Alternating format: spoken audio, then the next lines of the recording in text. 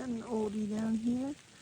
I walked past this thing like 20 times, but the old ones really look like sticks, so that's why I usually walk past them probably. This thing is really old, but no sheds left behind. Here's another old one. Again, I've walked past this one many times. Proves even those who do this all the time will miss antlers quite regularly. Let's see how old this one is. That's last year's. The squirrels are just really bad out here.